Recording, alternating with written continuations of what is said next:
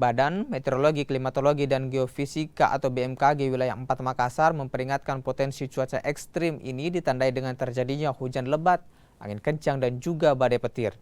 Cuaca ekstrim ini terjadi lantaran wilayah Sulawesi Selatan saat ini memasuki transisi cuaca dari musim kemarau ke musim hujan. Masyarakat diimbau waspada terhadap dampak cuaca ekstrim hingga beberapa hari ke depan. Untuk kedepannya kita memang sudah ada kita memberikan semacam peringatan dini bahwa ada potensi akan terjadi semacam cuaca ekstrim ya. Cuaca ekstrim sendiri ditandai dengan 3 komponen. Yang paling utama itu adalah curah hujan, yang kedua angin, kemudian yang ketiga adanya badai petir seperti itu.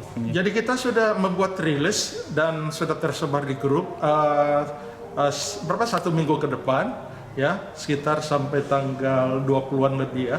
Jadi ini sudah banyak diterima oleh grup-grup media sosial. Jadi penyebabnya ini karena sekarang kan memang kita sudah masuki musim hujan ya.